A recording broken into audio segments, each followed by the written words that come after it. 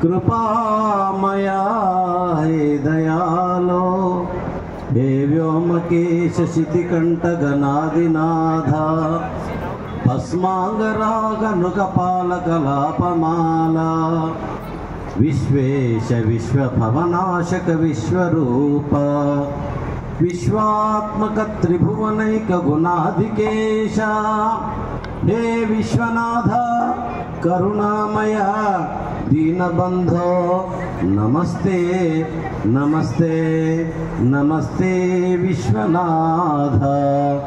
ओम नमः शिवाय ओम नमः शिवाय ओम नमः शिवाय। क्षेत्र अधिष्ठान दैवं श्री विघ्नेश्वर स्वामी दिव्य चरणमुలకు హృదయపూర్వక ప్రణామాలతో ఈ దేవాలయ కమిటీ పెద్దలందరికీ నారాయణ స్మరణలు తెలియజేస్తూ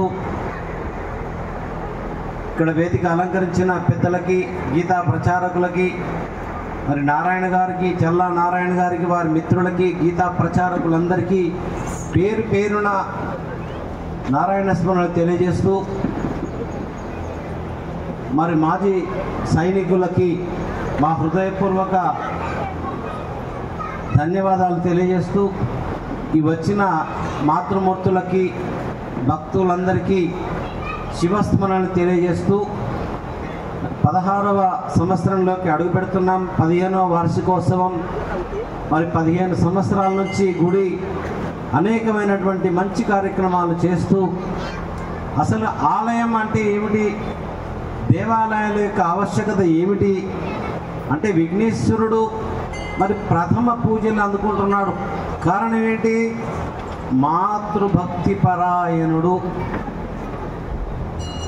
తల్లిని ఎవరైనా గౌరవించే వాళ్ళు ఉంటే వాళ్ళు ఈ లోకంలో పూజింపబడతారు। మరి శివుడి యొక్క త్రిశూలానికి ఆయన శిరస్సు ఆహుతైపోయింది, కానీ అమ్మ దయ వల్ల అమ్మవారి యొక్క ఆగ్రహానికి గురైపోయింది శివయ్య। ఈ లోకాలన్నీ భస్మం చేస్తా, మర్యాదగా బతికిస్తావా లేదా? శివుడు అన్నాడు, పార్వతి చనిపోయిన వాళ్ళని బ్రతికించడం సృష్టి విరుద్ధం, వద్దు అన్నాడు। కానీ ఓ శివయ్య, గతంలో నువ్వు ఎంతోమందిని బతికించావు, అందులో గణపతిని కూడా బతికించు। ఎంతోమందిని బతికించావంటే భారతంలో మనకు భారతం అందించినటువంటి పుణ్యాత్ముడు ఎవరు? అదిగో ఆ విఘ్నేశ్వరుడు లేకుంటే మనకు భారతం లేదు। పంచమ వేదం వ్రాతపతి వ్యాసుడు మనకు భగవద్గీతలో వస్తాడు, మునీనామపి అహం వ్యాసం కవీనాం ఉషనా కవి। మహర్షులలో వేదవ్యాసుని నేనే అన్నాడు విష్ణు। కాబట్టి వేదవ్యాసునికి భారతం రాయాలనుకున్నాడు, కానీ రచయిత కావాలనుకుంటే సరస్వతి మాతను ధ్యానిస్తే విఘ్నేశ్వరునితో అవుతుంది చూడయ్యా అన్నాడు। మరి విఘ్నేశ్వరుడు వచ్చాడు, వ్యాసుడు కోరిక కోరాడు, విఘ్నేశ్వర నా మనస్సులో ఒక సంకల్పం ఉంది, నేను చెప్తాను, మీరు దాన్ని రాయాలి అన్నాడు। దాన్ని జయం అనే కార్యం, జయం అనే కావ్యం। సరే విఘ్నేశ్వరుడు చాలా బిజీ, నేను రాస్తాను, కానీ నేను రాయడం మొదలు పెడితే ఎక్కడ ఆపను అన్నాడు। మరి మీరు అలా కంటిన్యూగా చెప్తారా? వ్యాసుడు ఎవరు? విష్ణువే కదా। సరే విష్ణువు కూడా ఏమన్నాడు ఒక మాట, నేను చెప్తాను, కానీ మీరు దీన్ని అర్థం చేసుకుంటూ రాయండి అన్నాడు। ఓం నమః శివాయ అనండి ఒకసారి। చూడండి ఎంత మంచి లాజిక్ పెట్టిండు ఆయన। అందుకని ఆ మహాభారతం పంచమ వేదం అయిపోయింది। దాన్ని ఒక్క శ్లోకం వ్యాసుడు చెబితే విఘ్నేశ్వరుడు దాన్ని ఒక్క శ్లోకం అర్థం చేసుకునే లోపల ఇంకొక శ్లోకము వ్యాసుడు రెడీ చేసుకునేవాడు। ఆ విధంగా జరిగినటువంటిది నిరాటకంగా జరిగినటువంటి రచన మహాభారతం పంచమ వేదం। దాంట్లో మనకు భగవద్గీత ఉంది, దాంట్లో మనకు విష్ణు సహస్రనామాలు ఉన్నాయి, దాంట్లో మనకు శివ సహస్రనామాలు ఉన్నాయి।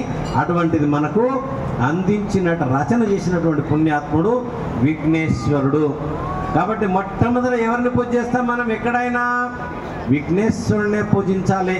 శివ శాసనం ఇది। ఈ లోకంలో ఎవరైనా ఏదైనా చేయొచ్చు, మాట్లాడొచ్చు, కానీ శివ శాసనాన్ని ఎవడు మార్చడానికి వీల్లేదు. ఎక్కడైనా ఎవరైనా మొట్టమొదటి పూజ ఎవరికి చేయాలి? విఘ్నేశ్వరునికి చేయాలి. ప్రమద నాయకుడు, ప్రమద గణాలకు ఆయనే అధీశ్వరుడు.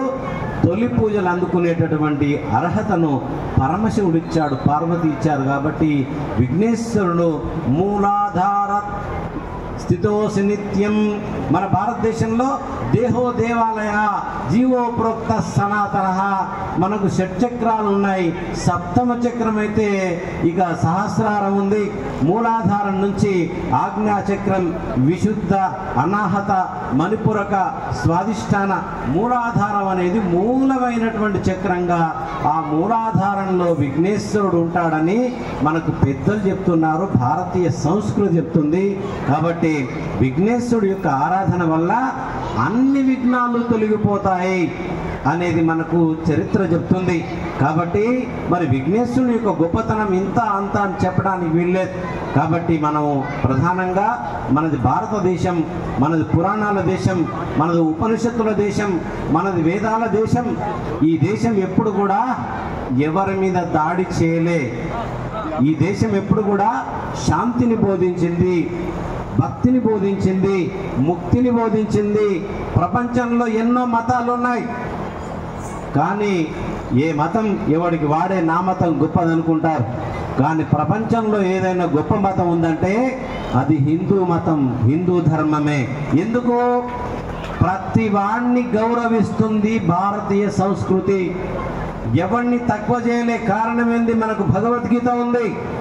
ఆత్మౌపమ్యేన సర్వత్రా సమం పశ్యతి యః అర్జున సుఖం వా యది వా దుఃఖం సయోగి పరమో మతః. అర్జున, ఎదుటివాడి దుఃఖాన్ని, ఎదుటివాడు సుఖాన్ని తనదిగా ఎవడు భావిస్తాడో వాడు సర్వోన్నతమైనటువంటి యోగిగా నేను భావిస్తాను అన్నాడు. కాబట్టి భగవద్గీత లాంటి దివ్యశాస్త్రం ఉన్నటువంటి దేశంలో ఎక్కడ హింస ఉంటుందండి? అహింస ప్రథమో ధర్మ సర్వవేదే ప్రకీర్తిత. మన దేశం ఎప్పుడు కూడా ఎవరి మీద దాడి చేయలేదు ఇప్పటి వరకు. శాంతిపూర్వకమైన దేశం. ఎన్ని చర్చిలు కట్టుకొనిచ్చాం, ఎన్ని మసీదులు కట్టుకొనిచ్చాం. కానీ వాళ్ళ పాకిస్తాన్లో ఒక్క గుళ్ళు లేవు, అన్ని కూలగొట్టేశారు. వాళ్ళ బంగ్లాదేశ్లో గుళ్ళు అన్ని కూలగొట్టేశారు. హిందువులను దమనకాండ జరుగుతుంది మన పక్క రెండు దేశాలలో. నగ్నంగా వాళ్ళని అమానవీయంగా మానవతా దృక్పథం నశించి హిందువుల పట్ల దౌర్జన్యంగా జరుగుతుంది. కాబట్టి ఒక గొప్ప మహానాయకుడు మనకు లభించాడు, నరేంద్ర మోడీ గారు. ఇవాళ ఒక్కొక్క బాంబు బయట దేశాలు వేస్తుంటే అండి, తిరుగు లేకుండా పోయి గమ్యాన్ని చంపేస్తున్నాయి, గమ్యాన్ని చేరుకుంటున్నాయండి. ఒక్కొక్క బాంబు చూస్తే ఎంత పటిష్టంగా తయారైపోయింది ఇవాళ భారతదేశం అంటే. ఒక మంచి నాయకుడు మనకు దొరికాడు, నరానాంచ నరాధిపం. ఇవాళ మన దేశం దిక్కు ఎవడైనా కన్నెత్తి చూడాలంటే భయపడిపోయే రోజులు వచ్చినాయి. ఒక రోజు నాకు గుర్తుంది, మన దేశంలో సైనికులు బార్డర్ మీద ఉంటే పాకిస్తాన్ వాళ్ళు వచ్చి తలకాయలు నరికి తలకాయలు తీసుకొని పోయి మొండాలు వదిలిపెట్టారండి బాబు. మన్మోహన్ సింగ్ గారు ప్రధానమంత్రిగా ఉన్నారు. మన్మోహన్ సింగ్ గారు పుట్టింది పాకిస్తాన్ అండి బాబు, కానీ ఆయన భారతదేశానికి అధ్యక్షుడిగా ఉన్నాడు. ఆయన దేశం మీద వారికి ప్రేమ ఉండేది కాబట్టి క్షమిస్తూ వచ్చారు. కానీ ఇవాళ ఆ పరిస్థితి లేదు. ఎవడైనా మన మీద దాడి చేస్తే వాణ్ణి అంతం చేసే వరకు కూడా ఆగిపోయే పరిస్థితి లేదు. ఎటువంటి బాంబులు వచ్చినాయి, ఆకాశ్, అగ్ని, బ్రహ్మోసు, ఎటువంటి ఆయుధాలు వచ్చినాయండి ఇవాళ మన దగ్గర. ఎటువంటి మహిళామణుడు మన పాకిస్తాన్ను నష్టం చేసింది. ఇద్దరు ఆడపిల్లలండి బాబు. అమ్మగాళ్ళు రాఫెల్ అనే యుద్ధ విమానాలు నడుపుకుంటూ ఆకాశంలో గిరగిర తిప్పుకుంటూ వాళ్లకు రాడార్స్ వల్ల శత్రువులకు చిక్కకుండా పోతున్నాయి. అటువంటి శక్తి సామర్థ్యాలు సంపాదించుకున్నాం మనం.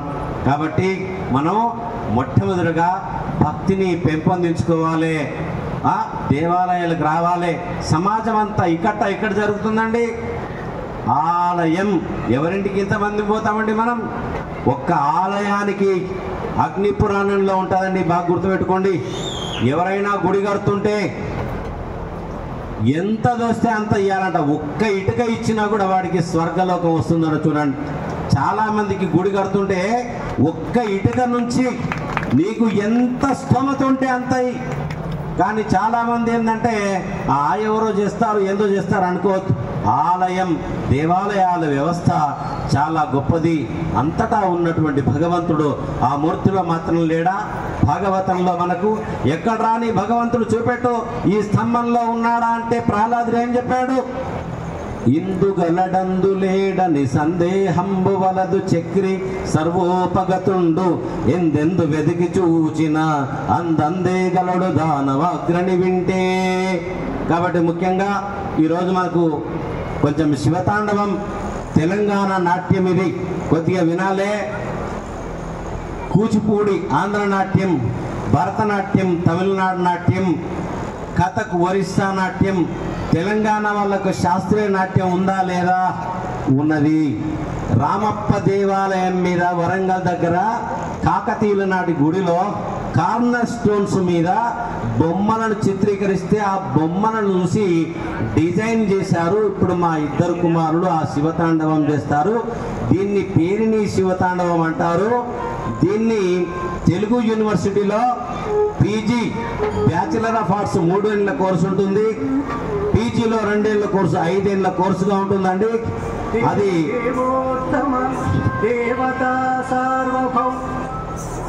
మా బాబులిద్దరూ శ్రీశైల ఆస్థానంలో ఒక 10 సంవత్సరాలు కార్తీక పౌర్ణమి మహాశివరాత్రి నాడు శ్రీశైలంలో చేశారు. నాద నీరాజనం తిరుపతిలో, కేసీఆర్ చేత సన్మానాలు హైదరాబాద్లో రవీంద్ర భారతి తెలుగు లలిత కళాతోరణం, త్యాగరాయ గానసభ శిల్పకళాతోరణం ఎక్కడెక్కడున్నాయి. దేశవ్యాప్తంగా దాదాపు 400 ఈ కార్యక్రమాలు ప్రదర్శించి ఇప్పుడు మన తాండూరికి రావడం జరిగింది. ఆ నాట్యం చూడాలంటే మీరు ఇక్కడ నుంచి హైదరాబాద్ త్యాగరాయ గానసభ లలిత కళాతోరణం పోవాలంటే మీతో అవుతుందా? కాబట్టి మన ఆలయ కమిటీకి ధన్యవాదాలు తెలియజేస్తున్నాను. తెలంగాణ నాట్యాన్ని, ఇది అంతరించిపోయిన నాట్యం, దీన్ని రక్షించుకోవాలంటే సమాజం చేయుతనివ్వాలి. చాలా కష్టంతో కూడినటువంటి నాట్యం కాబట్టి ఇది కనుమరుగైపోయింది. ఇక తినబోతూ రుచెందుకు ఒక బిట్టు చేస్తారు.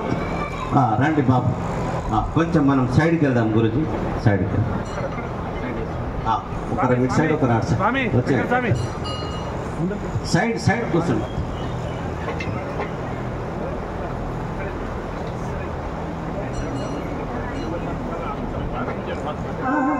అఖిలాండ కోటి బ్రహ్మాండ నాయక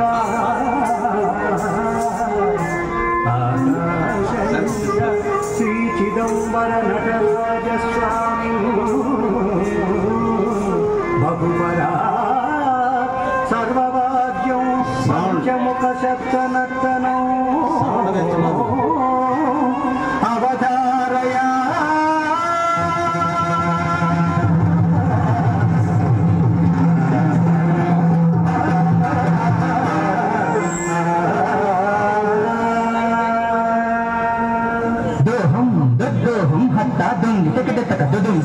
నంగి నంగి నగి నజం జం తుజం ఆహోం ఆహోం ట జం జం జం జం జం జం జం జం జం జం జం జనకు టంగి నా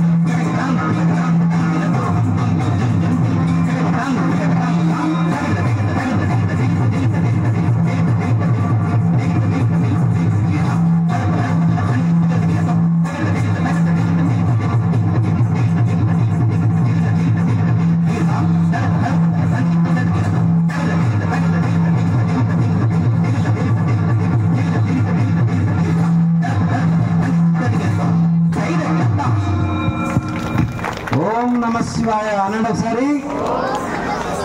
గట్టి వర్గాల ఓం నమ శివాయ. ఇప్పుడు ఇది ఆకాశలింగం చిదంబరం. ఆ బాబు పేరు రామకృష్ణ. MBA చదువుకొని ఒక దుబాయ్ కంపెనీలో జాబ్ చేస్తున్నారు ఆయన. మనం కూడా తింటాము, చదువుకుంటాం, పంటాం. కానీ వాళ్ళు చిన్నప్పటి నుంచి డ్యాన్స్ చేశారు. ఇంకా చాలా బిట్లు ఉంటాయి. కాబట్టి ఒక ఆయన శివకృష్ణ, పెద్ద బాబు మా బాబు ఇప్పుడు వస్తారు, ఈయన చిన్న ఆయన. కాబట్టి ఇది మన తెలంగాణ నాట్యం. ఒక బిట్టే ఆకాశలింగం అంటే ఎక్కడుండి పంచభూత లింగాలు ఉన్నాయి మన దేశంలో. ఎంత గొప్ప దేశంలో మనం జన్మించాం. 72,000 నాడులు ఉంటాయంట మన శరీరంలో. ఆ 72,000 నాడులకు ప్రతీకగా చిదంబరంలో ఆకాశలింగం ఉంటుంది. చిదంబర రహస్యం అంటే పంచభూత లింగాలు ఎక్కడెక్కడున్నాయి. మనకు శ్రీకాళహస్తిలో వాయులింగం ఉంది, కాంచీపురంలో పృథ్వీలింగం ఉంది, జంబూకేశ్వరంలో జలలింగం ఉంది. ఆకాశలింగం ఎక్కడుంది? చిదంబరంలో ఉంది. అరుణాచలంలో అగ్నిలింగం ఉంది. కాబట్టి చిదంబరం ఎవరన్నా చూసారా? 50 ఎకరాలలో ఉంటుందండి గుడి. 50 ఎకరాలలో ఉంటుంది. చిదంబర రహస్యం అంటే గుడి అద్భుతంగా ఉంటుంది, కానీ అక్కడ శివలింగ మూర్తి ఉండదు. ఓం నమ శివాయ అనండి. మరి ఆకాశానికి రూపం ఉందా? లేదు. అక్కడ శివుడికి కూడా రూపం లేదు. కానీ ఎంతో మంది భక్తులకు అక్కడ మోక్షం ఇచ్చాడు. దాన్ని కట్టడానికి ఎంత కష్టపడ్డారో, కానీ మనం చూడడానికి కూడా మన వల్ల కాదు. అంత అద్భుతమైనటువంటిది ఆ చిదంబర శివలింగం. కాబట్టి మన దేశంలో పంచభూత లింగాలు ఉన్నాయి. దక్షిణ దేశంలో చాలా అద్భుతమైంది. ప్రపంచంలో ఉండే అతిపెద్ద 10 దేవాలయాలలో ఈ చిదంబరం కూడా ఒకటి ఉంటుంది. కాబట్టి ఇది మన తెలంగాణ నృత్యము. కాబట్టి మరి ఒకసారి అందరం పలకండి ఓం నమ శివాయ అని. కాబట్టి మన సంస్కృతిలో మనం హిందువులుగా కొంచెం బొట్టు పెట్టుకోవాలి. ఎందుకు? ఈ హిందూ ధర్మాన్ని మనం రక్షించుకోవాలి. ప్రపంచానికి జ్ఞాన భిక్ష పెట్టిన దేశంలో మనం జన్మించామండి. ఒక్కొక్కసారి ఈ భారతదేశంలో లాస్ట్ హిందూ చక్రవర్తి ఎవరు తెలుసా? పృథ్వీరాజ్ చౌహాన్. 17 సార్లు దండయాత్ర చేసిండు మహమ్మద్ గోరి ఈ దేశం మీద, సోమనాథ్ దేవాలయం మీద. క్షమించి వదిలిపెట్టాడు పృథ్వీరాజ్ చౌహాన్.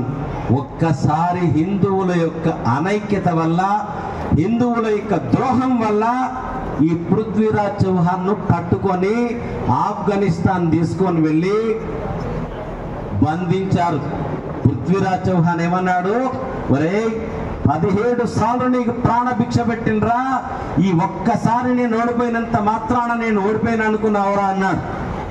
ఈ హిందువు యొక్క చక్రవర్తి అయిన కళ్ళల్లో ఉండే తేజస్సును చూడలేక, రే ఈయన కళ్ళు నీకేండ్రా అన్నాడు. ఈయనపై రాళ్ళు వచ్చి ఎర్రగా కాల్చి పృథ్వీరాజ్ చౌహాన్ కళ్ళల్లో పొడిచారండి బాబు. లాస్ట్ హిందూ చక్రవర్తి ఢిల్లీని పరిపాలించినటువంటి వాడు పృథ్వీరాజ్ చౌహాన్. కళ్ళు పోయినాయి, కానీ వీడిని ఎట్లాగైనా చంపాలనుకున్నాడు ఆయన. ఆయన మిత్రుడు ఒకడు ఉండి కొంతకాలానికి ఈ పృథ్వీరాజ్ చౌహాన్కు శబ్దబేరి విద్య వచ్చేదండి. బాణం కొడితే శబ్దాన్ని చూసి కొట్టేవాడు. ఆ మహమ్మద్ గోరికి చెప్పాడు, మా రాజుకు శబ్దబేరి విద్య వస్తుందయ్యా, నువ్వు చూడంటే చుట్టూ గంటలు వాతి కొట్టమంటే, అప్పుడు మిత్రుడు అన్నాడు, రాజా, వేదిక మీద కూర్చున్నాడు రాజు, మీరు కొట్టమని చెప్పండి 3 సార్లు అన్నాడు. రాజు చెప్తున్నాడు ఏమని? పృథ్వీరాజ్ గంటా కుమారు, పృథ్వీరాజ్ గంటా కుమారు, గంటా కుమారు 3 సార్లు చెప్పే వరకే పృథ్వీరాజ్ చౌహాన్ ఏం చేసిండు? ఎక్కడి నుంచి శబ్దం వచ్చిందో ఆ గొంతును గురి చూసి కొడితే ఆ మహమ్మద్ గోరి గాని తలకాయ దిగిపోయింది. ఇది భారతదేశ చక్రవర్తుల చరిత్ర. బోలా శంకర్ మహారాజ్కి. ఇంకొక పీట చేపిస్తారు.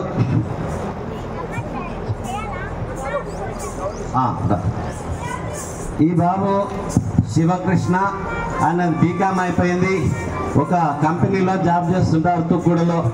చిన్నప్పటి నుంచి చదువుతో పాటు కళలు కూడా నేర్చుకోవాలి మన పిల్లలు.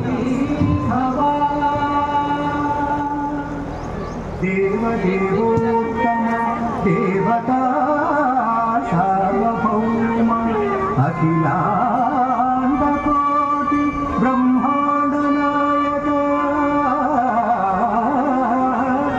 పృథ్వీ పీతాంబరేశ్వర స్వామి బహుపరా స్తోత్రగానం అవధారయ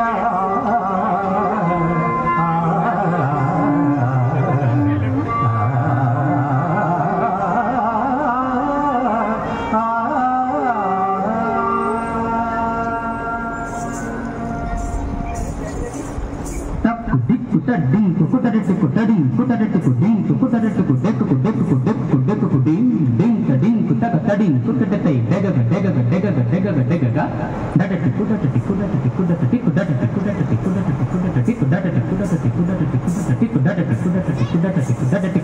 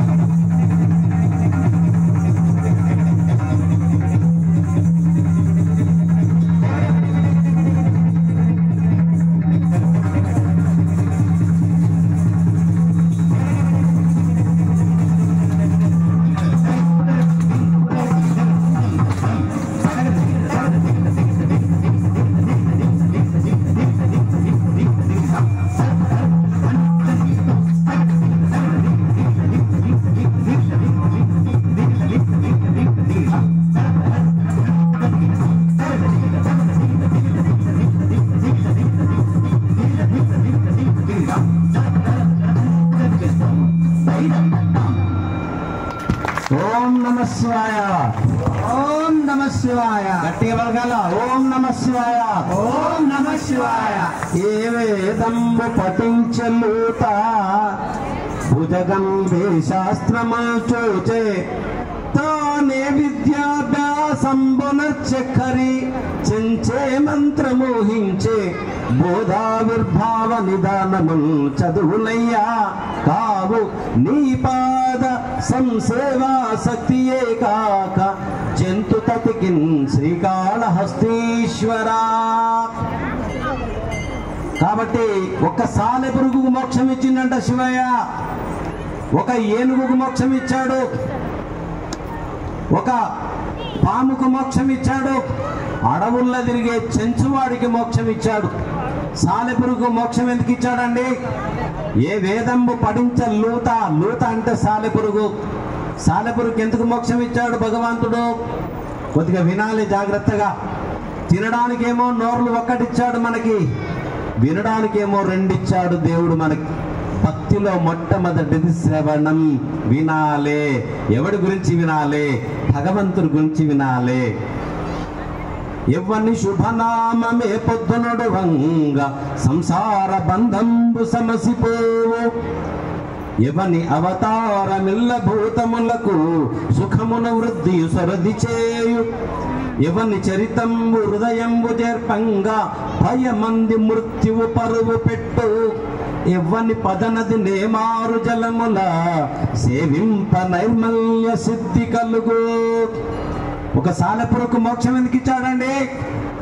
వాయులింగం శ్రీకాళహస్తిలో ఉంది. సాలెపురుగు అనుకున్నదట ఈ శివలింగానికి గుడి కడదాం అనుకున్నదట. ఓం నమ శివాయ అనండి. ఎంత ఉంటుంది సాలెపురుగు? 1 గ్రాము ఉంటుందో 2 గ్రాములు ఉంటుందో. మనం ఎంత ఉంటాము? 60, 70, 80, 90, 100, 50 కిలోల కాడి నుంచి తక్కువే ఉండం మనం. ఇంత బరువు వచ్చినా మనం గుడి కడుతుంటే ఎవడన్నా వస్తే జర ఇచ్చేవాళ్ళు చాలా మంది ఉంటారు పుణ్యాత్ములు, కానీ ఈడ పెద్ద పని పెట్టుకుండా అనుకునే వాళ్ళు కూడా చాలా మంది ఉంటారు. ఇందాకే చెప్పిన, ఎవడైనా గుడి కడుతుంటే నమస్కారం పెట్టాలి వాడు, కాళ్ళు మొక్కాలి వాడు. ఎవడైనా గుడి కడుతుంటే ఒక్క ఇటుక ఇచ్చినా చాలన్నదండి అగ్ని పురాణంలో. అంత పుణ్యమైనటువంటిది గుడి. ఏ విధంగా కట్టని కాక అది 4 స్తంభాలు ఇనుపై కట్టెలవి ఉత్త గుడి చేసి గుడి కట్టినా సరే వాని కాళ్ళు మొక్కాలంటే ఎవడన్నా గుడి కడుతుందంటే బోలాశంకర మహారాజుకి. సాలెపురుగు ఉన్నది గింతంత శ్రీకాళహస్తిలో శివునికి గుడి కడతాడట. వారవా, దీనికి ఎంత మంచి బుద్ధి వచ్చింది. ఎట్లా కడతాడండి సాలెపురుగు? అనుకున్నది, శివయ్య నేను ఎట్లా కట్టాల గుడిని, ఎట్లయినా కడతా అనుకున్నది. కడుపుల్లోంచి దారాలు తీస్తున్నది, 4 పక్కన 4 గోపురాలు కట్టేసింది.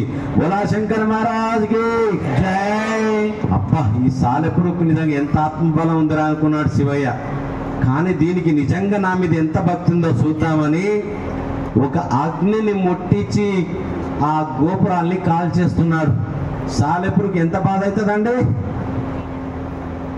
కడుపులోంచి దారాలు తీసి గోపురం కడితే గుడి కాల్చుతావా అగ్నిదేవా, ఇక నిన్ను మింగుతానో చూడు అనిపోతుందంట సాలెపురుగు. బోలాశంకర మహారాజుకి అగ్నిని మింగుతుందా సాలెపురుగు? సాలెపురుగు కాలిపోతుంది. వెంటనే పరమశివుడు ప్రత్యక్షమయ్యాడు. ఆహా సాలెపురుగు, ఎంత ఐశ్వర్యం ఉంది నీకు. కోటి జన్మార్జిత పుణ్యే శివే భక్తి ప్రజాయతే. ఎవరికైనా దేవుడి మీద భక్తి నిలబడాలంటే కోట్ల కొలది జన్మల్లో పుణ్యం ఉండాలండి బాబు. అటువంటి వారికి దేవుడి మీద భక్తి ఉంటుంది. మరి ఇంతకు దేవుడికి ఏం కావాలండి? భగవద్గీతలో చెప్తారు మన నారాయణ గారు, పత్రం పుష్పం ఫలం తోయం యో మే భక్త్యా ప్రయచ్చతి తదహం భక్తుపహృతం అస్నామి ప్రయతాత్మనః.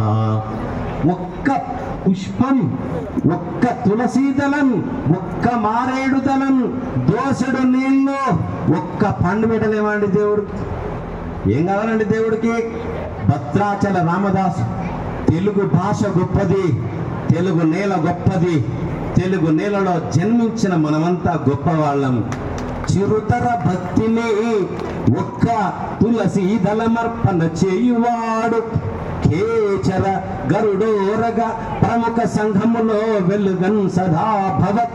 స్ఫురదరవింద పాదముల పూజల నచ్చిన వారికెల్లా తత్పరమర చేతి ధాత్రి గదా దశరథి కరుణాపయోనిధి. బోలో సీతారామచంద్ర మహారాజ్ కి ఎవరది ఒక్క తులసీదళము తీసుకొని వెళ్ళి ఆ శ్రీమన్నారాయణుడి పాండురంగని చరణాల దగ్గర ఎవడు పెడతాడో 3 లోకములలో తిరుగులేని పుణ్యాన్ని పొందుతాడు. రామా కేచర గరుడోరగ ప్రముఖ సంఘములో అన్నాడు. కాబట్టి ఒక పెట్టు విన్నాక మళ్ళీ విందాం. బోలాశంకర్ మహారాజ్కి జై.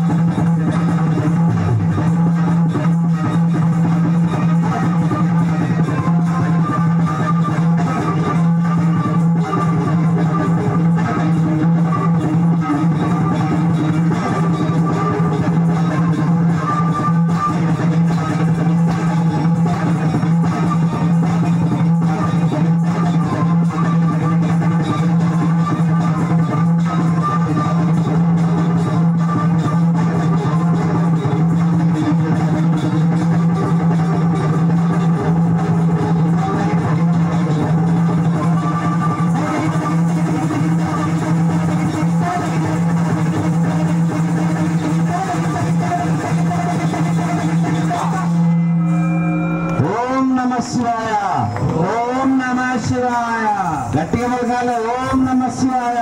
ఓం నమః శివాయ. వేదిక చూస్తున్నారా ఎట్లా అదిరిపోతుంది, కదులుతుంది, తట్టుకోలేకపోతుంది. అది పేరుని తెలంగాణ శివతాండవం. దీన్ని తెలుగు యూనివర్సిటీలో, తెలంగాణ యూనివర్సిటీలో 3 ఏళ్ళ డిగ్రీ కోర్సు, బ్యాచిలర్ ఆఫ్ ఆర్ట్స్లో 3 ఏళ్ళు, పీజీలో 2 ఏళ్ళు, 5 ఏళ్ళ కోర్సు ఉంటుంది. దీన్ని నేర్చుకోవాలంటే ఎవరి తరం కాదు, ఆ శివయ్య అనుగ్రహం ఉండాల్సిందే. కోటి జన్మార్జిత పుణ్యే శివే భక్తి ప్రజాయతే అన్నారు. కాబట్టి భగవంతుడి మీద భక్తి రావాలంటే ఈ ఒక్క జన్మలో వచ్చేది కాదండి, ఎన్నో జన్మల నుంచి మానవుడికి సాధన ఉండాలి. అప్పుడే దేవుడి పైన భక్తి కలుగుతుంది. కాబట్టి ఇందాక చెప్పాను, ఏం కావాలో దేవుడికి? పత్రం, పుష్పం, ఫలం, తోయం. పత్రం అంటే ఒక తులసి దళం, ఒక మారేడాకు. శివుడికి ఏం కావాలండి? శివయ్య, దోసెడు నీళ్లు నీ మీద పోసి ఒక్క మారేడు దళము నీకు సమర్పించలేకపోతే ఏం లాభం అయ్యా? పుడమిల్ నిన్నొక బిల్వ పత్రముననే పూజించి పుణ్యంబుల్బడయన్నేరక పెక్కు దైవములకు మొక్కుచున్ సారెలు సత్తులు అడుగులు గుగ్గులు పెట్టుచుంచడి ఎందు కొరగాక పూడురక్కట శ్రీకాళహస్తీశ్వర. శివయ్య, శివుడికి ఏం కావాలండి? దోసెడు నీళ్ళండి, ఒక్క మారేడు దళమండి. ఏకైక బిల్వపత్రేణ కోటి యజ్ఞ ఫలం లభేత్. ఏకైక బిల్వపత్రేణ కోటి కన్యాదాన ఫలం లభేత్. మనం ఇవాళ పెళ్లిళ్ళకు పోతున్నాం. జర సమాజం ఎట్లా బాగుపడుతుందో నాకు అర్థం కావట్లేదు. పెళ్లిళ్ళకు పోతే ఇవాళ యువతకంతా ఏమైపోయిందో, గడ్డాలు పెంచుకొని తిరుగుతున్నారు మన మిత్రులంతా. పెళ్లికి పోతే పెళ్లి ముందల 2 రోజులు పెళ్లి సాగరం అని చేపించేది, గోర్లు తీసేది, గడ్డాలు తీసేది. ఈ పాడబడ్డ ముఖంతో ఆ పెళ్లి పిల్ల మెడలో మంగళసూత్రం కడుతున్నాం మనం. మనకి ఏమైంది? వాడేవాడో సినిమా హీరో తలకాయ లేనోడు గడ్డం పెంచుకుంటే మనమంతా గడ్డాలు పెంచుకోవాలండి. కాబట్టి మనది నీటుగా ఉండే సంప్రదాయం. కాబట్టి మనము పెద్దల్ని గౌరవించే సంప్రదాయం. ఇవాళ ఎక్కడన్నా పోతే ముసలోళ్ళని చూస్తే కోపం వస్తుందమ్మా, ఇంట్లో ముసలోళ్ళు ఉండొద్దు.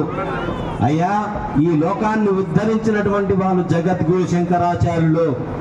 సర్వోన్నతమైన పూజ ఏది? జర వింటున్నారా మీరందరూ? వృద్ధస్య సేవ. పొద్దున్న లేచి ఎవడైతే తన తల్లిని లేదా తన తండ్రిని లేదా మన అత్తని మన మామని ముసలోళ్ళను పొద్దున్న లేచి ఎవడు చూస్తాడో వాడికి లక్ష్మికి ఎప్పుడు తిరుగురాదంట, లక్ష్మికి ఎప్పుడు తోడుగా ఉంటుందట. అటువంటిది ఇవాళ ఎక్కువ శాతము ఇంట్లలో ముసలోళ్ళని తీసుకొని పోయి అనాథాశ్రమాలు, వృద్ధాశ్రమాలలో వేసి తగలబెడుతున్నాం. మనము పెద్దవాళ్ళ మలమూత్రాలు కడగడానికి సిగ్గుపడుతున్నాం. ఏమైపోతుంది సమాజం? ఎక్కడ పోతుంది సమాజం? మాతృదేవో భవ, పితృదేవో భవ, ఆచార్య దేవో భవ, అతిథి దేవో భవ. ఏమైపోయింది మనకి? చెప్పేవాళ్ళు లేడు, చెప్పినా వినేవాళ్ళు లేడు. కాబట్టి హిందూ సమాజము చాలా గొప్పది, అందులో తెలుగు సమాజము చాలా గొప్పది. అందుకే కలియుగ దైవం వెంకటేశ్వరుడు వచ్చి తెలుగు నేలలో కూర్చున్నాడు. కానీ తమిళ వాళ్ళు లొంగి కట్టుకుంటారు, కన్నడ వాళ్ళు లొంగి కట్టుకుంటారు, కేరళ వాళ్ళు లొంగి కట్టుకుంటారు. ఒక్క తెలంగాణ ఆంధ్రప్రదేశ్లోనే నాలాగా పంచ కట్టుకుంటారు. వెంకటేశ్వరుడు పంచతో ఉన్నాడు కానీ లొంగితో లేడు. సరే, మనకు చాతగాక కట్టుకోవడం లేదు, ఆ విషయం వేరనుకోండి. కాకపోతే తెలుగు వాళ్ళ రుచి గొప్పది.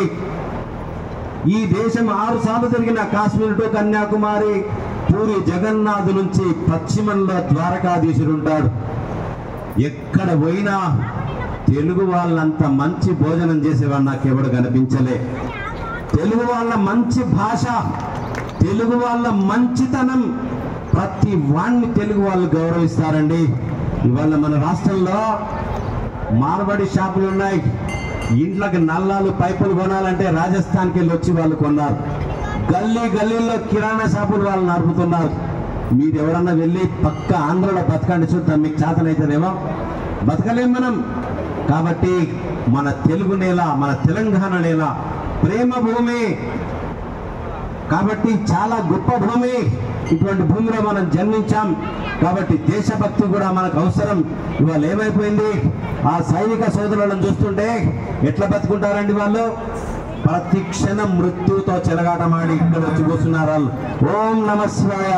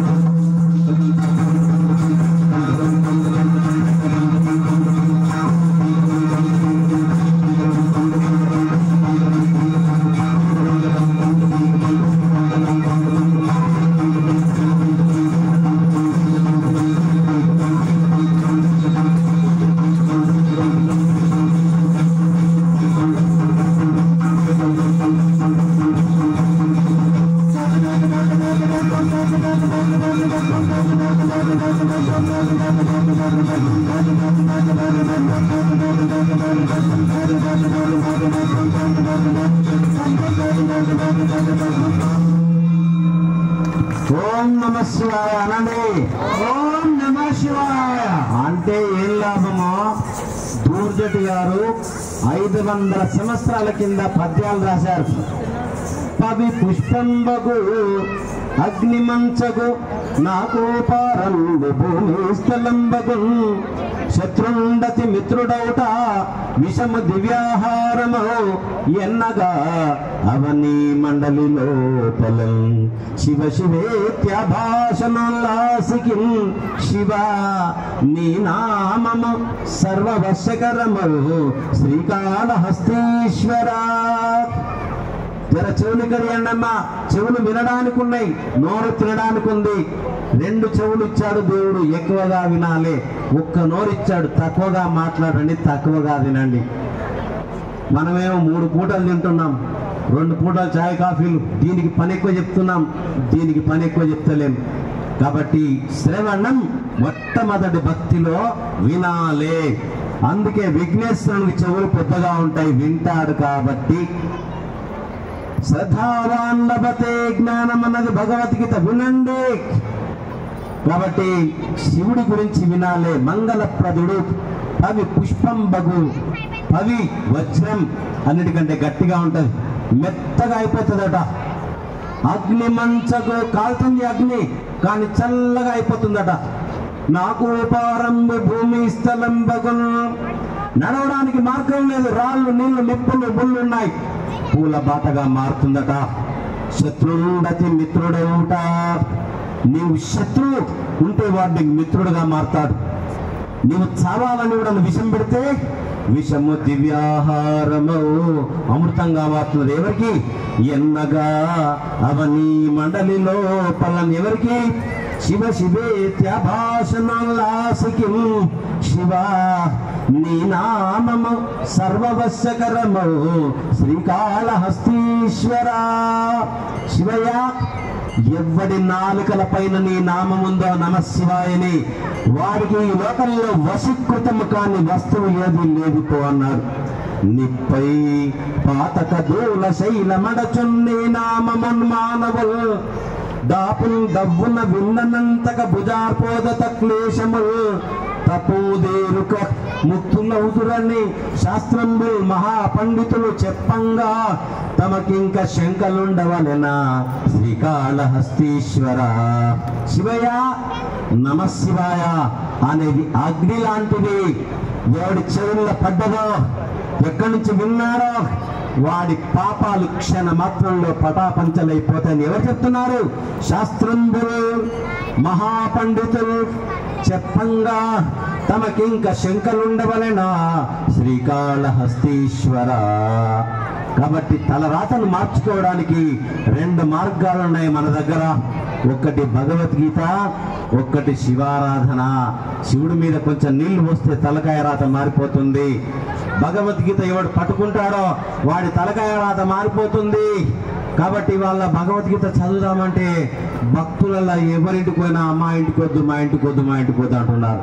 నాయన మన ఇంట్లో భగవద్గీత వచ్చి చదవాలంటే ఎన్ని జన్మల పుణ్యం ఉండాలయ్యా? మీ ఇంట్లోకి విష్ణు వచ్చి విష్ణు సహస్రనామాలు వినాలంటే, భగవద్గీత వినాలంటే ఎక్కడ గీత చదువుతారో అద్యేశ్యతే చయ ఇమో ధర్మ్యం సంవాదమావయో జ్ఞాన యజ్ఞేన తేన అహం ఇష్టస్యామితి మే మతిః. అర్జున, ఎక్కడ భగవద్గీతను చదువుతారో నేను అక్కడ జ్ఞాన యజ్ఞం చేత ఆరాధించబడతాను. ఎక్కడ భగవద్గీత ఉంటుందో అక్కడ నేను ఉంటాను. అది భగవద్గీత, అది విష్ణు సహస్రనామాలు. కాబట్టి ఈ కార్యక్రమానికి వచ్చినటువంటి తెలంగాణ సాధు పరిషత్ అధ్యక్షులు శంకరస్వామి వారు కూడా నా హృదయపూర్వక నమస్కారాలు తెలియజేసుకుంటూ ఇంకొక బిట్టుకు రెడీగండి. ఓం నమః శివాయ అనండమ్మా. పలకండి ఒకసారి. ఓం నమః శివాయ. ఓం నమః శివాయ. ఇమం వివస్వతే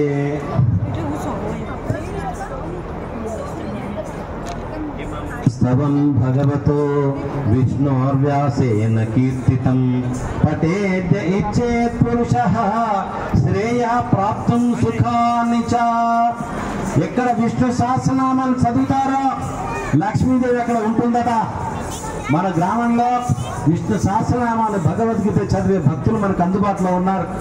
కాబట్టి వాళ్ళు ఏమి డబ్బులు అడగరు. 20 రోజులో 8 రోజుల మన ఇంట్లో పెట్టించుకొని చదివితే లక్ష్మీదేవి నివాసం ఉంటుందని శాస్త్రమే మనకు ప్రమాణం చెప్తా ఉంది. గోపాలకృష్ణ మహారాజ్కి జై.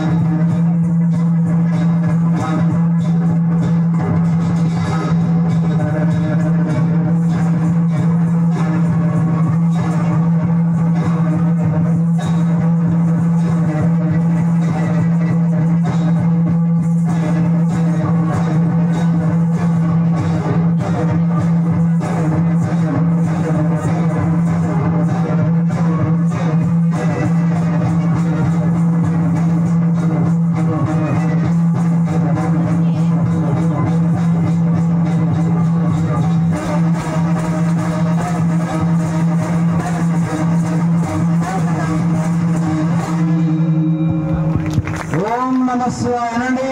ఓం నమః శివాయ. ఓం నమః శివాయ. ఓం నమః శివాయ. కాబట్టి మా జగన్నాథ్ రెడ్డి గారి కమిటీ వారి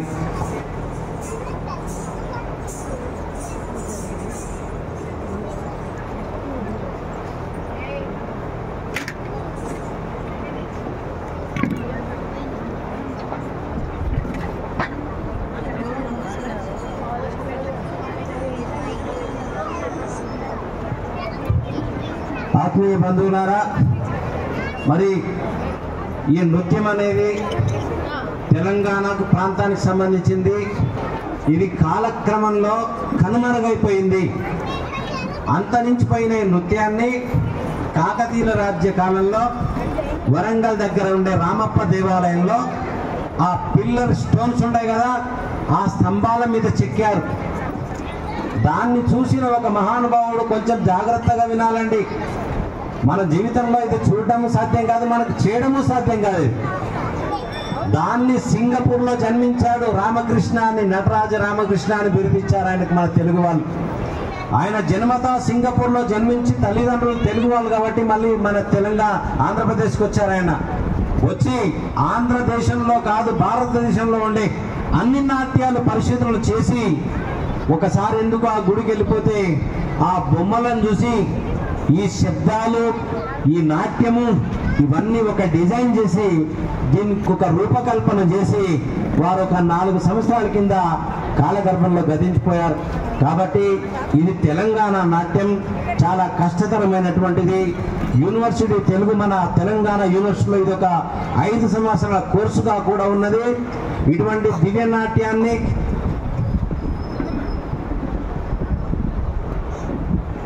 కాబట్టి ఇటువంటి దివ్య నాట్యాన్ని మీరు తిలకించాలంటే ఎక్కడ రవీంద్ర భారతి పోవాలి, ఎక్కడ లలిత కళాతోరణం పోవాలి, ఎక్కడ త్యాగరాయ గాన సభ పోవాలంటే హైదరాబాద్. కాబట్టి ఈ నాట్యాన్ని మనకు 2 నెలల కింద చంద్రకళామాత పాండురంగ దేవాలయంలో పెడితే అక్కడ మన జగన్నాథ్ రెడ్డి గారిని పిలిస్తే చూసి వారు కూడా ఇక్కడ అవకాశం ఇచ్చారు. కాబట్టి వారికి చాలా చాలా ధన్యవాదాలు, శుభాశీస్సులు ఈ దేవాలయ కమిటీకి తెలియజేస్తున్నాం. మన సంస్కృతి ప్రపంచంలో ఎక్కడ ఉండదండి. తెలుగు వాళ్ళ సంస్కృతి, తెలుగు కళ, తెలుగు సంగీతం, కర్ణాటక సంగీతం, త్యాగరాయ గారు, భక్త రామదాస్, భక్త పోతన్న, 3 మహానుభావులు జన్మించారండి. ఒకరు కావ్యాలు రాస్తే, ఒకరు సంగీతం రాస్తే, ఒకరు భక్తులు ప్రచారం చేశారు. అటువంటి తెలుగు నేలపైన మనం ఉన్నామండి. కాబట్టి ఈ కార్యక్రమానికి మరి విచ్చేసినటువంటి తెలంగాణ సాధు పరిషత్ అధ్యక్షులు మా శంకర స్వామీజీ గారు ఒక 5 నిమిషాలు వారి యొక్క దివ్య అనుగ్రహ సందేశాన్ని ఇవ్వాలని మేము కోరుతున్నాం.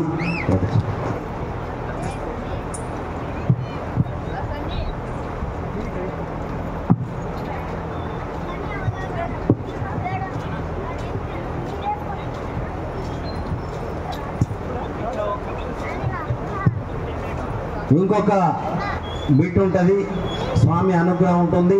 తర్వాత బిట్ తర్వాత మీకు భోజన ప్రసాదాలు ఉంటాయి. ప్రసాదం అనాలే కాబట్టి శ్రద్ధగా వినండి. ఓం శుభం. సభాయ నమః. సర్వమంగళ మాంగళ్యే శివే సర్వార్థ సాధకే శరణ్యే త్రంబకే గౌరీ నారాయణ నమస్తే. ఈరోజు శ్రీ వరసిద్ధి వినాయక స్వామి దేవాలయం యొక్క వార్షికోత్సవం సందర్భంగా విచ్చేసినటువంటి ఆత్మీయ బంధువులందరికీ ఆ విఘ్న వినాశకుని యొక్క ఆశీర్వాదాలు మీ పైన ఎల్లప్పుడూ ఉండాలని మనస్ఫూర్తిగా ప్రార్థిస్తూ, ఈరోజు మనందరికీ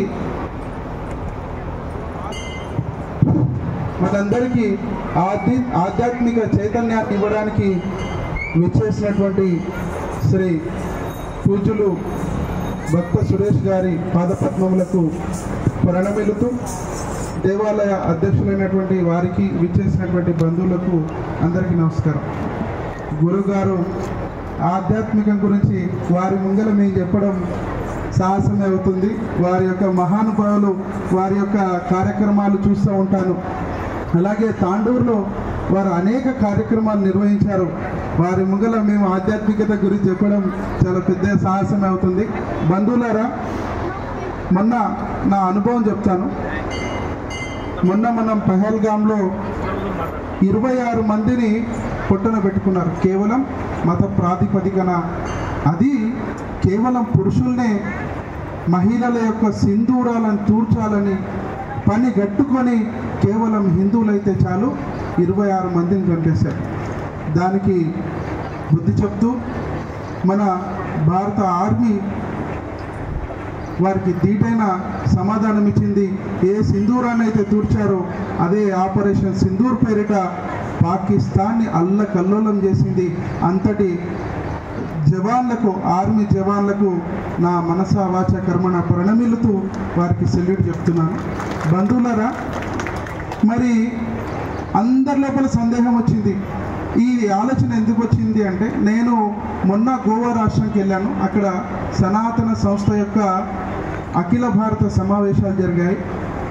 సనాతన రాష్ట్ర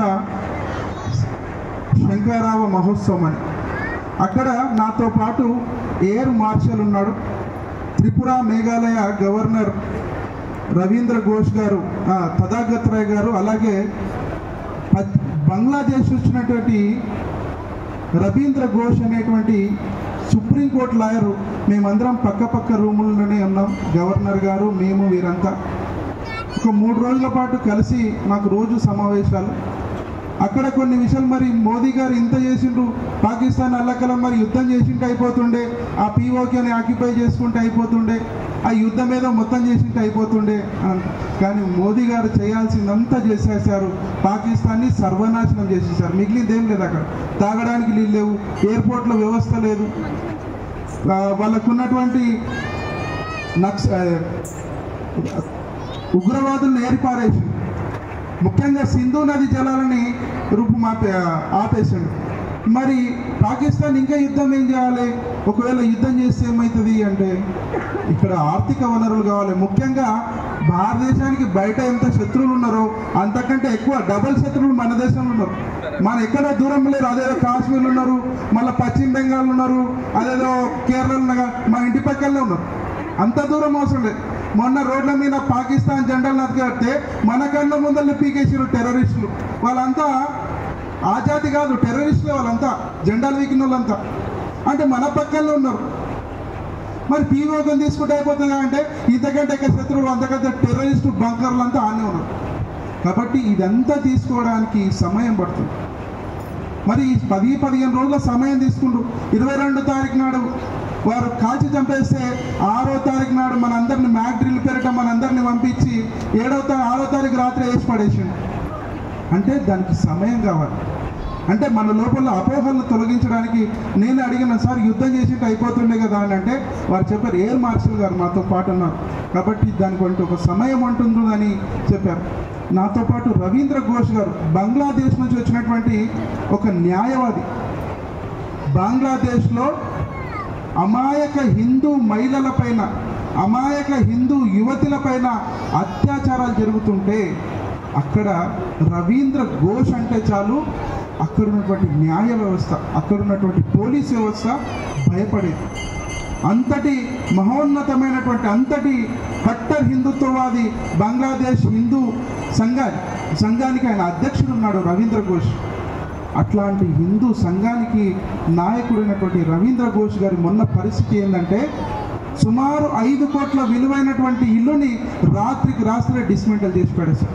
ఆయనకున్నటువంటి 15-16 ఎకరాల భూమిని, అత్యంత విలువైనటువంటి భూమి, 50-60 కోట్ల విలువ చేసేటువంటి భూమిని రాత్రికి రాత్రి బంగ్లాదేశ్ నుంచి వెళ్ళగొట్టారు. మార్పెట్టి కొట్టి మరి బార్డర్ని దాచించారు. ఆయన వచ్చి మన ఢిల్లీలో ఉన్నాడు. ఆ దెబ్బల గాయాలతోనే గోవాకు వచ్చాడు. చాలా బాధ అనిపించింది. అంతటి సుప్రీంకోర్టు న్యాయవాది ఆ దేశంలో. అట్లాంటి వాళ్ళకి అక్కడ రక్షణ లేదు. మనలాంటి దేశంలో చట్టాలు ఎప్పుడే కానీ, శాసనాలు ఎప్పుడే కానీ, పోలీస్ వ్యవస్థలో కొన్ని కానీ ఎప్పుడు హిందువులకు వ్యతిరేకంగానే ఉంటాయి. బాగా గుర్తుంచుకోవాలి.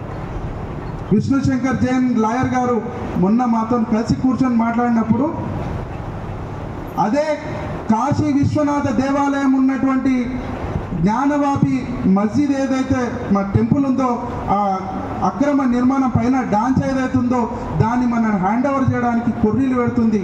అదే అయోధ్య రాముని యొక్క జన్మస్థలాన్ని, ఇది అయోధ్య రాముందేనా, రాముడు పుట్టిందేనా అని ప్రశ్నలేసి 500 సంవత్సరాల పాటు మళ్ళీ కొన్ని వందల సంవత్సరాల పాటు కోర్టులో కేసు నడిచింది, దశాబ్దాల పాటు. మరి అదే సంబాల్లో మొన్న వక్ఫ్ బోర్డు గురించి అడిగినప్పుడు అదే సుప్రీంకోర్టు ఏమని అడిగింది, ఓ 400 ఏళ్ల కింది పేపర్లను మనం ఏడబట్టుకొస్తాం, 400 ఏళ్ల కింది పేపర్లని వాళ్ళు ఏడికెళ్ళి తీసుకొస్తారని అడిగింది. మరి ఇక్కడ చూసారా ఎంత తేడా అని గమనించారా? హిందువుల యొక్క కేసులకు ముస్లింల యొక్క కేసులకు తేడాన్ని గమనించారా?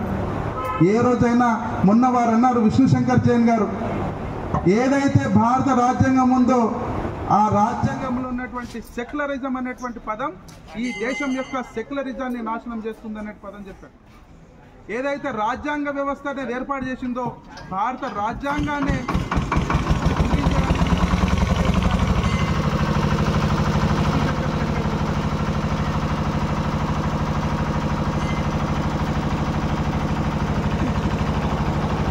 ఏదైతే సెక్యులరిజం అనేటువంటి పదం రాజ్యాంగంలో చేర్చబడిందో అదే సెక్యులరిజం పదం భారతదేశ సెక్యులరిజాన్ని మొత్తం నాశనం చేస్తుందని అక్కడ ఉన్నటువంటి సందర్భంలో తెలియదు. కాబట్టి మనం ఇప్పటికైనా సంఘటితం అవ్వాలి. లేకుంటే కాశ్మీర్ లాంటి పరిస్థితి, పశ్చిమ బెంగాల్లో ముర్షిదాబాద్లో జరిగినటువంటి పరిస్థితి మన రాష్ట్రంలో రాబోతుంది.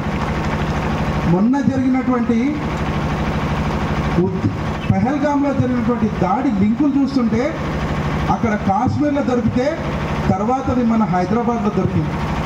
సిరాజ్ గుర్తుపెట్టుకురా. అంటే ఎక్కడ చూసినా సౌత్లో మన దేశంలో మన రాష్ట్రంలోనే ఉంది. కాబట్టి మనం జాగ్రత్త పడాల్సిన సందర్భం ఆసన్నమైంది. బంధువులారా, ఇంకొక 2 నిమిషాలు తీసుకుంటే ఎక్కడ తీసుకోను. మొన్న సామాజిక సమరసత రథయాత్రని మన ఆశ్రమంలో ప్రారంభించి విశ్వ హిందూ పరిషత్ సామాజిక సమరసత ఆధ్వర్యంలో దామర్చెడ్లో ప్రారంభించినటువంటి రథయాత్ర సుమారు 550 కిలోమీటర్ల మేర 55 గ్రామాల మీదుగా 55 గ్రామాల లోపటు వెళ్ళి 250 గ్రామాల్లో ప్రచారం చేసుకుంటూ జైరాబాద్ పట్టణంలో సుమారు 9 మండలాలుగా వెళ్ళి జైరాబాద్ పట్టణంలో ముగించడం జరిగింది.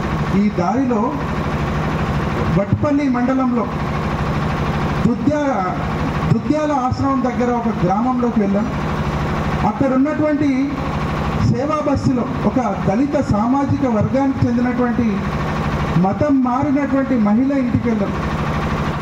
ఈ యాత్రలో భాగంగా సుమారు 580 మంది దళిత సామాజిక వర్గానికి చెందిన ఇండ్లలోకి వెళ్ళి దీపాన్ని వెలిగించి వారి ఇండ్లలో ఇచ్చిన ఛాయ కానీ, టిఫిన్ కానీ, భోజనం ఏర్పాటు చేస్తే భోజనం కానీ దళిత సామాజిక వర్గాన్ని ఇందులో చేసి వచ్చినాం. స్వామీజీలు కానీ ఎవ్వరు కానీ దళితులకు వ్యతిరేకం కాదు, వారి ఇంట్లో మేము భోజనం చేసి వస్తామని చెప్పి చూపెట్టొచ్చు. అక్కడ దుద్యాల గ్రామంలో వెళ్ళినప్పుడు మతం మారినటువంటి ఒక స్త్రీ, పెద్ద మనిషి, మేము ఒక 3 స్వామీజీలము వారి ఇంట్లోకి వెళ్తే ఆమె పొరలాడి ఏడుస్తుంది. అమ్మ ఎందుకు ఏడుస్తున్నావు అని అడిగితే, స్వామీజీలు మా ఇంట్లోకి వస్తారా అని మాకు డౌట్ ఉండే.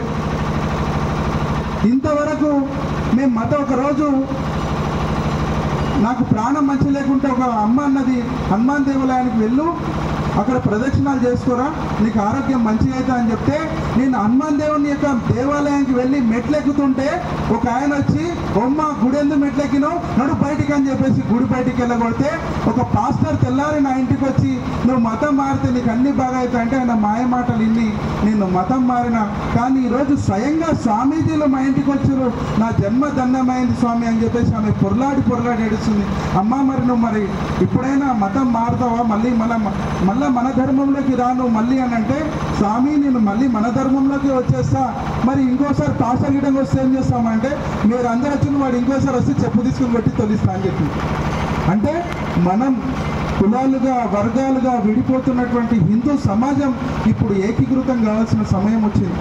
మనమందరం కులాలుగా వర్గాలుగా విడిపోతే అప్పుడైతే ఏదైతే బానిసతో బతుకులు బతికామో రాబోయే రోజుల్లో ఈ రాజకీయ నాయకుల చేతుల్లో, రాజకీయ నాయకులు అందరు చెడ్డది కాదు, రాజకీయ రంగం అంటే సేవారంగం అంటే దేశభక్తి కలిగినటువంటి వారు కాకుండా ఈ సమాజాన్ని కేవలం హిందూ సమాజాన్ని విభజించాలనేటువంటి ఎవరైతే ఉంటారో వాళ్ళ చేతులు గనక వారు గనక కులాలుగా వర్గాలుగా విడగొట్టాలని భావించినప్పుడు మనం గనక దానికి లోనైతే తప్పకుండా మనం ఇబ్బందుల పాలవుతాం. కాబట్టి హిందూ బంధువులారా మనమందరం కలిసి ఉందాం, ఒకటిగా ఉందాం. మనకు వీలైతే దళిత సామాజిక వర్గానికి చెందిన వారితో స్నేహ భావాన్ని పెంచుకుందాం, వారిని మన ఇంటికి వెళుద్దాం, మన కార్యక్రమాల్లోకి వెళుద్దాం, వారింటికి మనం వెళ్దాం. అప్పుడే ఒకటిగా ఉంటాం. లేకుంటే వాళ్ళకో పాటి వీళ్ళకో పాటి అయితే మనం అందరం విడిపోయి మనల్ని నాశనం చేసే పార్టీ మాత్రమే గెలుస్తుంది. అప్పుడంతా మనం ఇబ్బందుల పాలవుతాం. కాబట్టి ఈరోజు ఇంతటి కార్యక్రమంలో వచ్చినందుకు భక్త సురేష్ స్వామీజీ వారి యొక్క ఆశీర్వాదాలు విన్నందుకు మీ అందరికీ ఆ వరసిద్ధి వినాయకుడి స్వామి యొక్క ఆశీర్వాదాలు ఎల్లప్పుడూ ఉండాలని మనస్ఫూర్తిగా కోరుకుంటూ భారత్ మాతా కీ జై. ఓం నమః శివాయ అనండి. ఓం నమః శివాయ. గజానంద మహారాజ్ కి బాబు వచ్చేయండి. ఒక్క బిట్ చేసేస్తే అయిపోతుంది.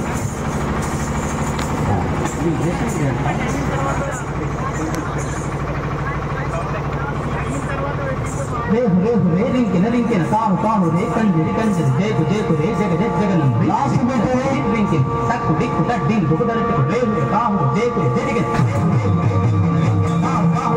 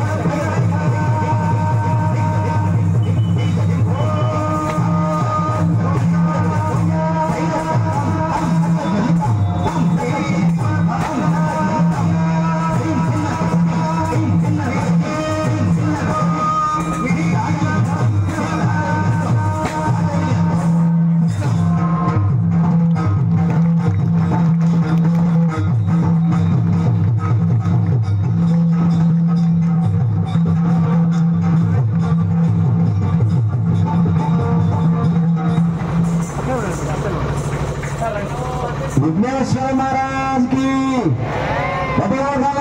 गजानंद महाराज की. ఇది మన తెలంగాణ నాట్యం 16వ వార్షికోత్సవం. మరి మన ఇంట్లో ఏదైనా పెళ్ళైతే అందరం ఆనంద తాండవం చేస్తాం. మరి అందరం మనం కూడా మన గుడి ఇది ఎవరిది కాదు, ఎక్కడైనా గుడి ఎవరి ఓన్గా కాదు, మనది. ఎవరి గుడి కట్టినా మనమే అనుకోవాలి, మన సొంతం అనుకోవాలి మన గుడి. కాబట్టి మరి విఘ్నేశ్వరునికి నాట్య ప్రియుడు, తాండవ ప్రియుడు, తాండవంలో మీరందరూ కూడా ఒక్క 2 నిమిషాలు వేసి లేవండి. 2 నిమిషాలు లేవండి, 2 నిమిషాలు ఎక్కువ. నేను చిన్న భజన చెప్తా, అందరూ కొంచెం ఇట్లా కదలండి. కదులుతారు కదా. గణనాథ జై గణనాథ, పార్వతి తనయ గజానన, గజానన శ్రీ గజానన. ఎవరైతే దేవాలయం ముందు కొంచెం నాట్యం చేస్తారో వాళ్ళ నెత్తిలో ఉండే శని నిలబడలేడట. అమ్మ బాబాయ్, ఇన్ని కష్టాలు పెట్టా, ఇన్ని ఇబ్బందులు పెట్టా, వీడు ఆడుతున్నాడు పాడుతున్నాడు, ఇక వీళ్ళ నెత్తిలో ఉండలేదని శనిదేవుడు మహా ఇల్లు బయటికి వెళ్ళిపోతుంటాట. ఆ శ్రీమన్నారాయణుని 10 అవతారాలు చెప్తాను, అందరు పలకండి.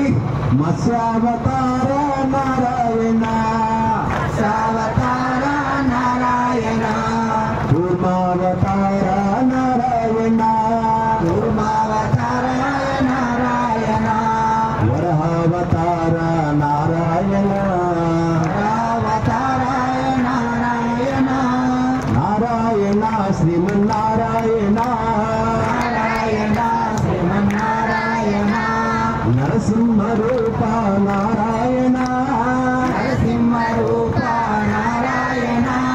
నాట్యాలు చేస్తాము నారాయణ మంచి, నాట్యాలు చేస్తాము నారాయణ మంచి. అన్నదానంలో గొప్ప దానం అన్నదానం, అన్నదానం కంటే ముఖ్యులు వాగ్దానం. నాట్యాలు చేస్తాము నారాయణ అన్నారా లేదా? ఈ మాట మీరు నిలబెట్టుకొని కొంచెం కదలండి అంతే.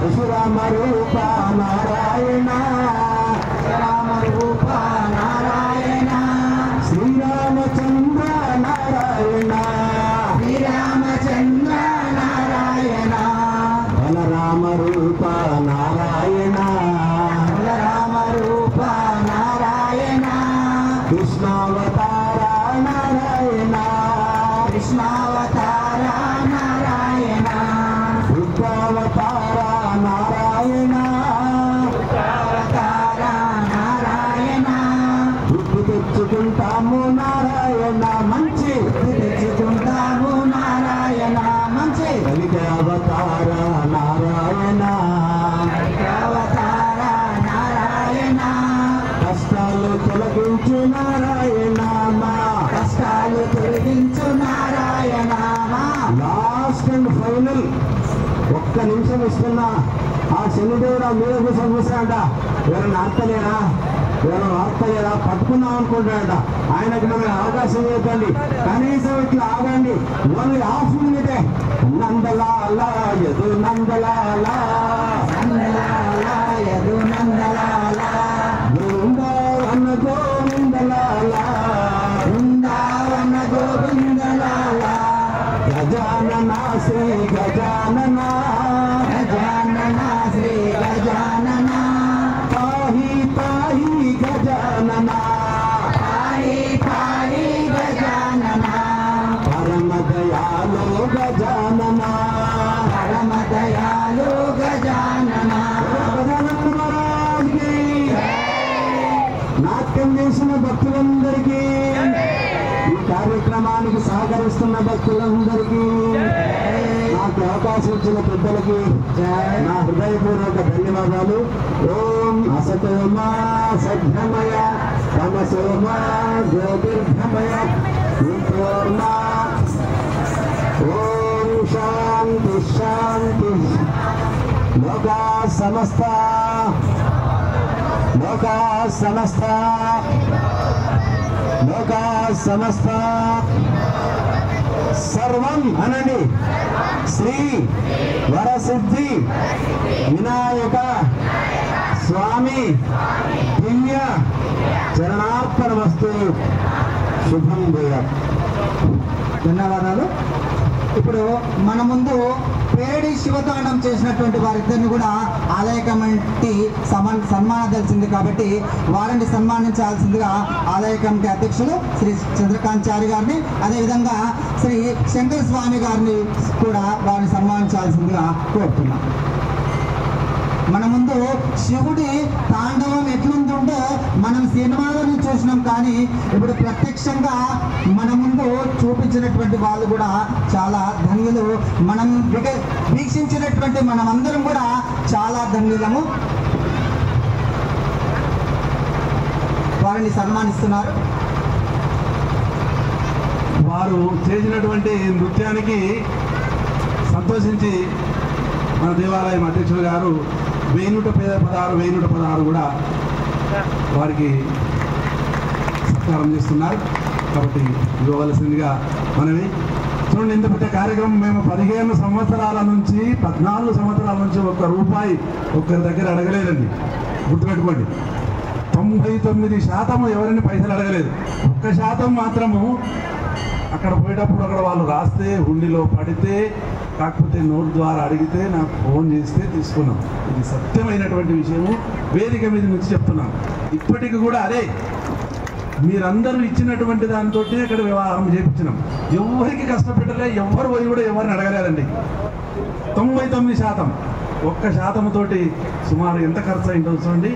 మీరు పోయేటప్పుడు కూడా అక్కడ ఉంటుంది కాబట్టి మీరు అందరూ సహకరించి ఇక్కడ హుండీ కానీ ఎక్కడ కానీ ఉంటాయి. వీలైతే కొంత చేసుకొని ఇంత కార్యక్రమం చేశాం కాబట్టి చూసిన తర్వాత మా యొక్క గల్లీ వాళ్ళకి ఇది చూపించాలి అనేటటువంటి మనసులో పడి వారిని మరీ ప్రాధేయపడి మరి దేవాలయం కొంత మనము ఇస్తున్నాం. అది సరిపోదు వాళ్ళకు. కాబట్టి ఇటువంటి కార్యక్రమాలకు అందరికీ కూడా మీరు సహకరించి దాదాపుగా ఒకటి అనోద్యమ కానీ అక్కడొక్కడి నిర్మాణం చేసుకుంటే మన దేవాలయం ఏమన్నా అవుతుంది. చాలా ఇబ్బంది జరుగుతున్నది కాబట్టి దాని కొరకు నాందిగా నిన్ననే చేసాము. మా అధ్యక్షుల వారికి కూడా చెప్పాము. చెప్పి 15 నెలలు అవుతున్నది కాబట్టి నేను విరమించదలుచుకుంటున్నాను ఒక్కటి చేసి. కాబట్టి మా అధ్యక్షుల వారు నాకు అనుమతిస్తారని చెప్పి కోరుతూ 15 సంవత్సరాల నుంచి ఉంటున్నాం. కొంచెం ఆరోగ్యం సహకరించినందుకు అదొక్క పని పూర్తి చేసి పోవాలంటే వాళ్ళిద్దరు కూడా ఒక్కటి దాని వరకు మా బాలరెడ్డి గారు వాళ్ళందరూ అది పూర్తి అయినాక పోదు అనేటటువంటి ఆలోచన చెప్పాం. మా అధ్యక్షుల వారికి కూడా ఈరోజే చెప్పదామనుకుంటున్నాము. వినరు కాబట్టి వాళ్ళు వినరు అనుకోటికి వేదిక మీద గురించి నేను ఇది చేస్తున్నాము. నా శక్తికి మించి వాళ్ళు ఏమనంటే తర్వాత విషయం. కాబట్టి ధన్యవాదాలు తెలపాలని చెప్పి. ధన్యవాదాలు సార్.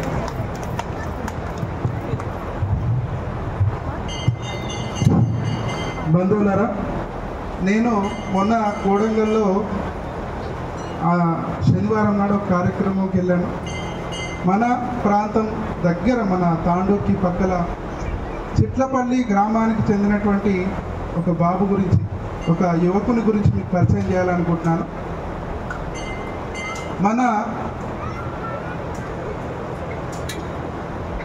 ఆ యువకుడు మన తెలంగాణ ప్రాంతంలోని ఆదివాసుల నృత్యమైనటువంటి మాధురి అనేటువంటి జానపద కళలు, అట్లాంటి ఏదైతే కళలైతే మునిగిపోవడానికి సిద్ధంగా ఉన్నాయో, ఏ కళలైతే మనం ఇంకా చూడలేము అనేటువంటి కళలు ఉన్నాయో, ఆ గ్రామానికి బస్తా కూడా వెళ్ళడానికి, ఆ గూడాలకు వెళ్ళడానికి కూడా అవకాశం లేనటువంటి గూడాలకు వెళ్ళి కరెంటు లేకుంటే ఇబ్బంది పడుతూ అక్కడ వాళ్ళ యొక్క వీడియోల్ని రికార్డ్ చేసుకుంటూ ఆ కళల్ని, సాంప్రదాయాల్ని మనందరికీ పరిచయం చేయాలని తపన పడుతున్నటువంటి వ్యక్తి.